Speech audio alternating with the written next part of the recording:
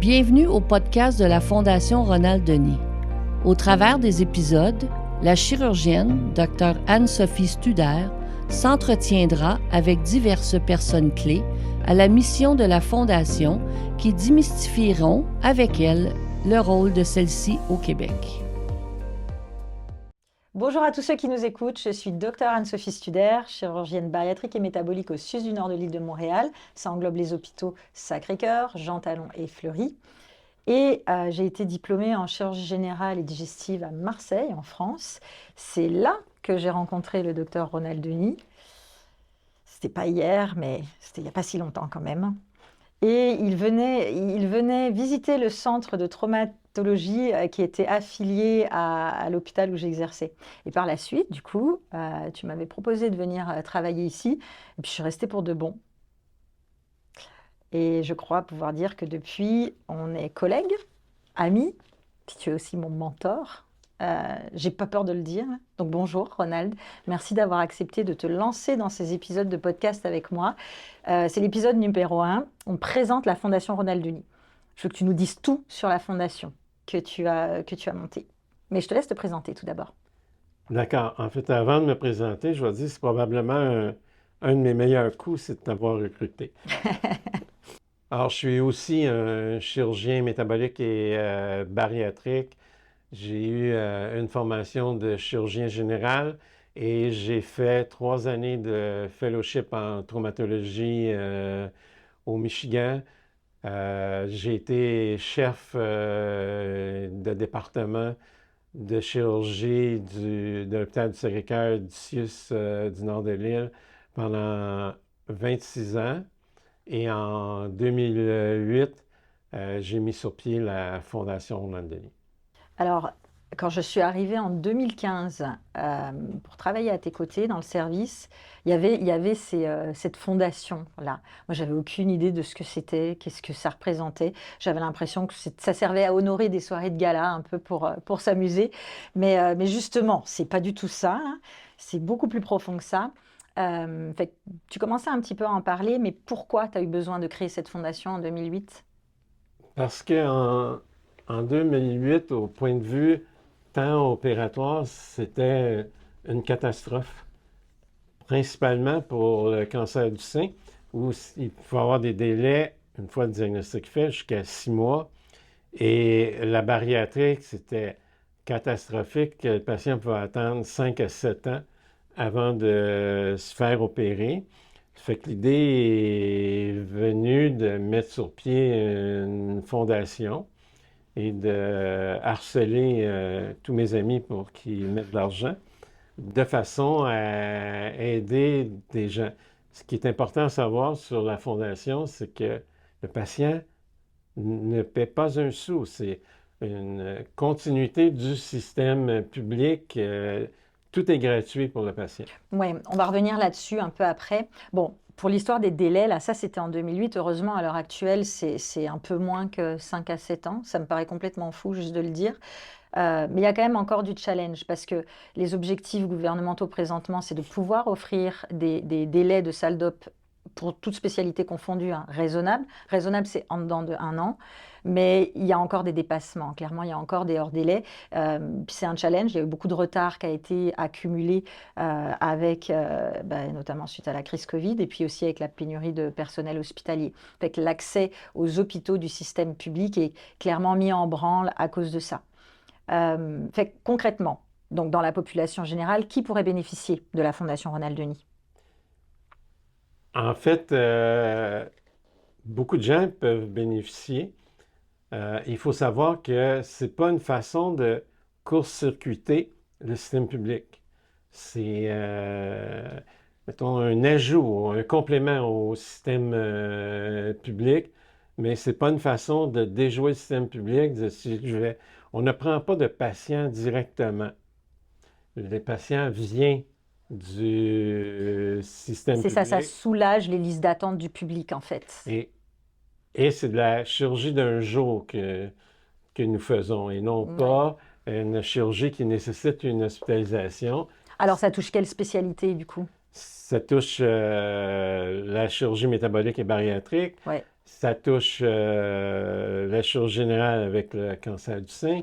Ça touche l'urologie avec les problèmes de santé de l'homme. Et ça touche aussi la reconstruction et après chirurgie bariatrique et après chirurgie mutilante pour le cancer du sein. Donc la plastie, quoi. Oui. OK, c'est quand même des spécialités qui sont, en tout cas à l'heure actuelle, très impactées par les délais pour accéder à une prise en charge chirurgicale notamment, mais aussi médicale. Je pense qu'on va y revenir après, tu m'en reparler un petit peu après. Si je reprends tes propos là, pour faire simple, quelqu'un qui a besoin d'une chirurgie bariatrique et métabolique, grâce à la Fondation, va pouvoir accéder à un plateau chirurgical plus rapidement que si elle devait attendre dans le système public. Exact. À condition que ce soit de la chirurgie d'un jour. À condition que ce soit de la chirurgie d'un jour et que ça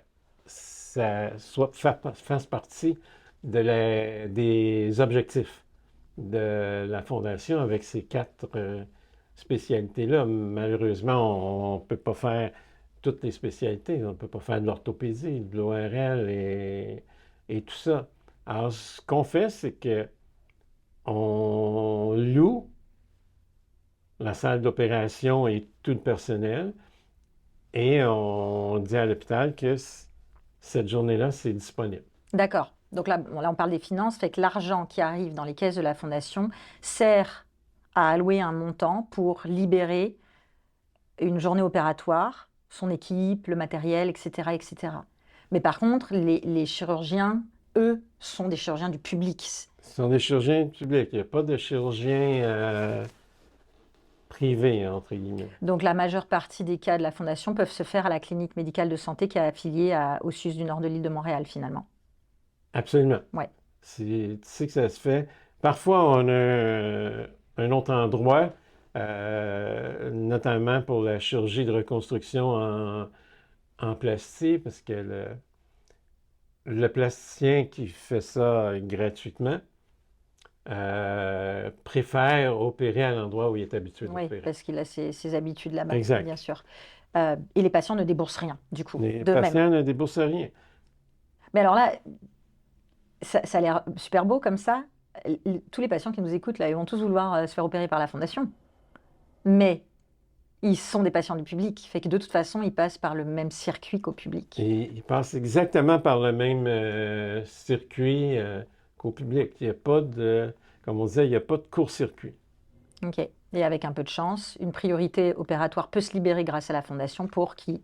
Et il faut dire une chose, que lorsqu'à la Fondation, on opère un patient, c'est comme si on opérait 2 patients, parce qu'on laisse de l'espace aux hôpitaux pour faire un patient, parce qu'on les soulage de la chirurgie d'un jour. Ça représente quoi comme budget, du coup, une journée? La Fondation devrait débourser combien pour une journée opératoire? Entre 10 et 12 000 $. OK, mais ça permet de faire plusieurs patients. Ça permet de faire, si ce sont par exemple, si ce sont des patients de chirurgie bariatrique, 3 à 4 patients. Si ce sont des patients de reconstruction, 1 patient. OK. Bon, là, on a parlé que ça s'inscrivait pour cancer du sein, santé de l'homme, puis aussi la chirurgie bariatrique et métabolique. Pour que ces patients-là, c'est des grosses listes d'attente. Toi et moi, on est bien placés pour en parler puis pour le savoir. Mais on va revenir en détail là-dessus au cours de l'épisode numéro 2. Il faut qu'ils aient accès à la chirurgie d'un jour. Donc, ce n'est pas tout le monde non plus qui peut avoir accès aux soins que ouvre la Fondation. Il faut qu'il y ait des critères très stricts. Il faut que le patient soit relativement en bonne santé pour être capable d'être opéré en chirurgie d'un jour. Un patient dialysé, on ne peut pas. Ouais. Des cas lourds, on ne peut pas, malheureusement. Ouais. Et les gens qui habitent trop loin non plus, parce qu'ils ne pourraient pas retourner chez eux à la fin de la journée. Bon, sauf s'ils restent... Non, les gens qui habitent trop loin, ce qu'on leur suggère, c'est qu'il y a un hôtel pas très loin. Qui reste dans les 40 km, mais ils peuvent quand même y accéder. Oui, mais on a quand même une certaine entente avec un hôtel qui n'est pas très loin pour que 24-48 heures, ils soient près de nous au cas où il Ouais. arriverait un problème. Ouais.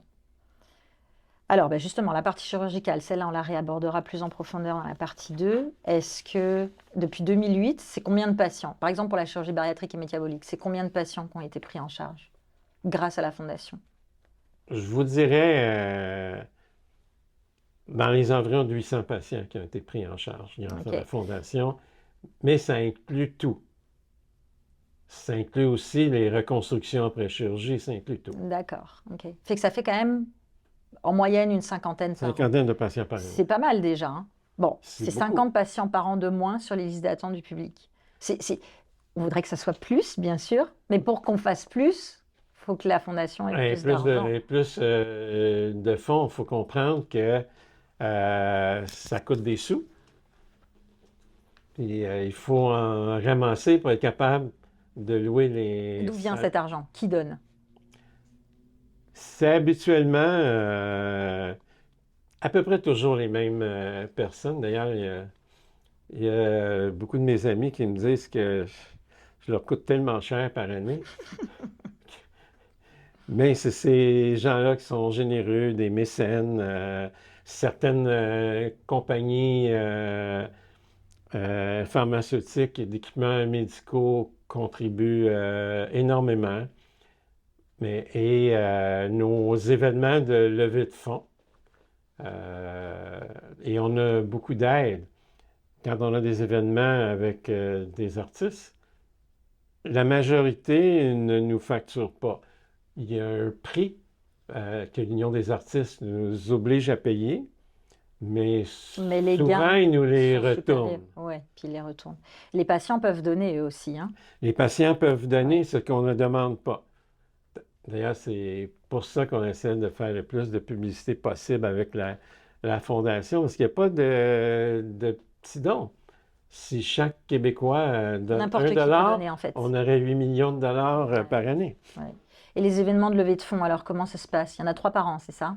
Il y en a 3 par an. Cette année, il va y en avoir un quatrième. Mais il y en a 3 par an. Il y a la nuit de la déprime, Oui, 3e Et- lundi du mois de janvier, parce que c'est le jour le plus déprimant de le l'année. jour le plus déprimant de l'année, qui est Ouais. un concept français et qui ne m'ont rien chargé parce que c'était pour une fondation. Ouais. Fait qu'ils me laissent utiliser leur concept. Ensuite, il y a le gala de la fondation qui honore des gens qui ont, qui ont réussi, Participer, en là, fait, à la... et ces gens-là, ça leur fait plaisir là, de faire tout ce qu'ils peuvent pour ramasser le plus de sous possible. Et en septembre, le tournoi de golf de la Fondation.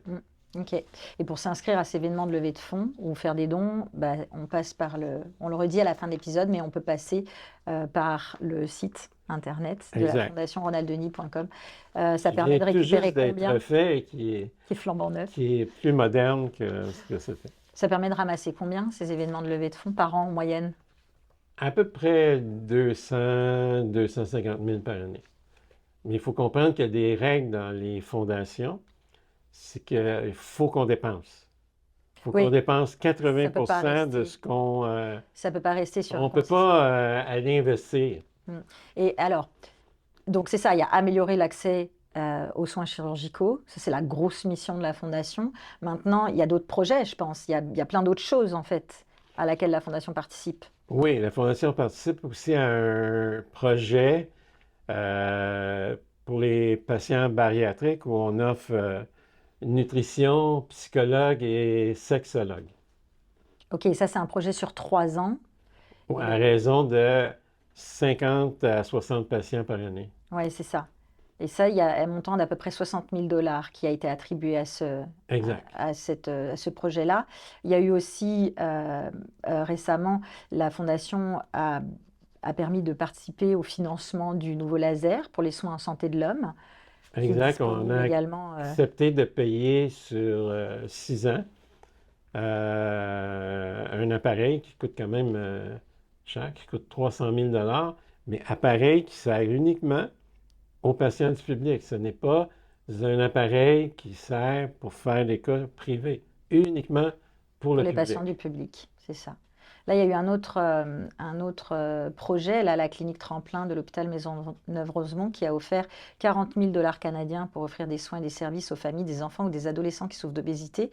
Et ça a permis de mettre en place un circuit de conditionnement physique pour les jeunes qui va être inauguré là, au printemps 2024. Là. Oui, comme tu disais, on a contribué à hauteur de 40 000 $. C'est ce qui leur manquait pour compléter. Et puis, il y a eu aussi dernièrement la Fondation qui se lance un peu pour faire fructifier la recherche. Oui, parce que c'est important de faire de la recherche et c'est important parce qu'on vise toujours à s'améliorer. C'est comme ça que la médecine avance et ça nous permet de toujours vérifier si ce qu'on fait c'est correct, c'est comme une vraiment évaluation adéquat. Et Absolument. C'est vraiment l'évaluation de l'acte. Fait que finalement, la Fondation s'inscrit dans plein d'affaires. Oui. Assez actif à la Fondation, finalement, non? C'est actif et on a une seule employée. Alors, on ne dépense pas beaucoup pour les employés. Qui est la directrice, Janice Labelle. Et on essaie toujours de... En fait, je pense parfois les gens en ont un peu... Et quand ils nous voient venir, bon, qu'est-ce qu'ils veulent qu'on leur donne encore?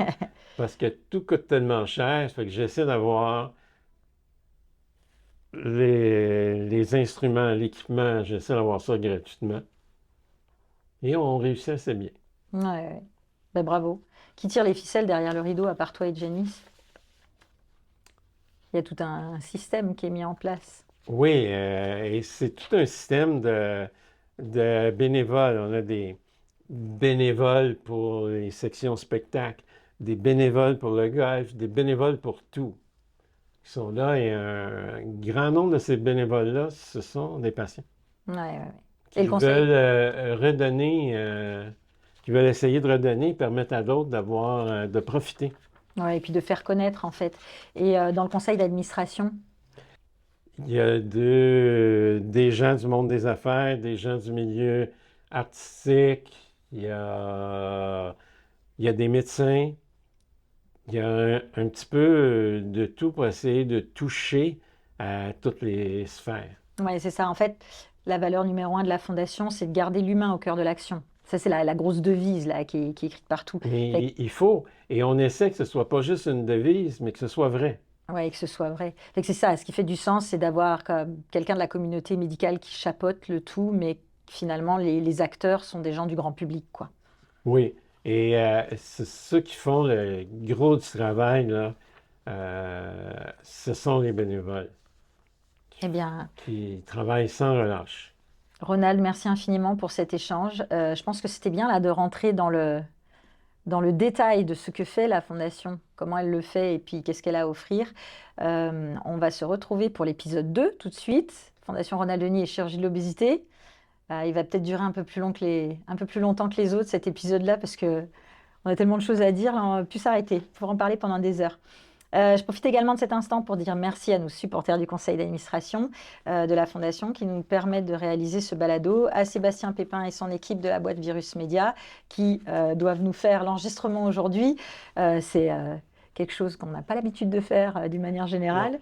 Et on remercie bien sûr les donateurs, les patients et tous ceux qui nous écoutent. On a de la chance d'évoluer à vos côtés et on a hâte de vous faire découvrir les autres épisodes.